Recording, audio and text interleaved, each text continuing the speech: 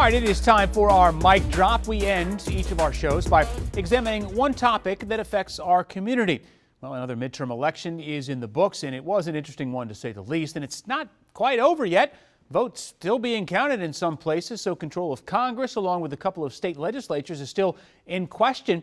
And it might actually be weeks until we know all the outcomes, especially in Georgia.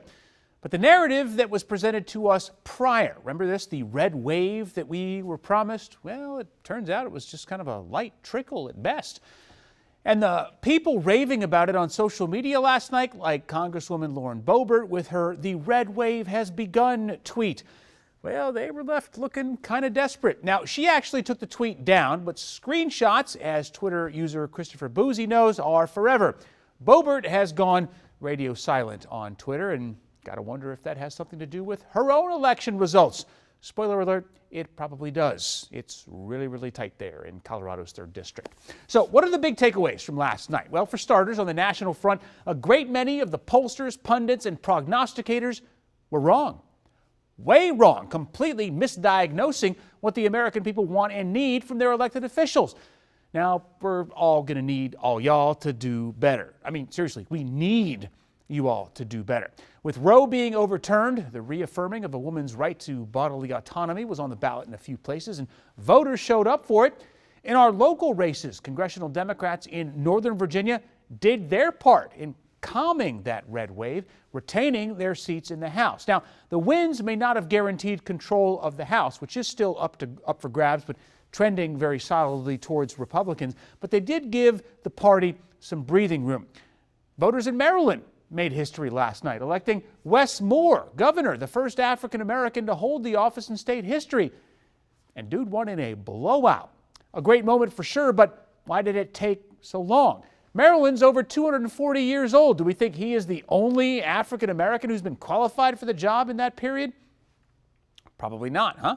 And speaking of taking so long, Maryland also elected Brooke Learman to state comptroller, making her the first woman independently elected to state office in Maryland. Again, 240 years, first qualified. You know what? Never mind. Never mind. At least we're here now. As Ms. Learman told her supporters last night, to all the girls and women out there, I'm going to say I may be the first, but I'm not going to be the last. And I'm pretty sure Governor-elect Moore won't be either.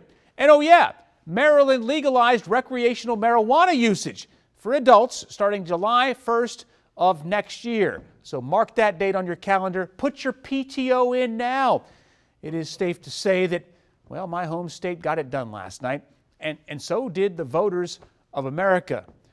Again, I'm not playing. July 1st, mark that down because it's going to be kind of cray in Maryland. Voters showed up and they showed out. Voters on both sides of the political divide made their voices known.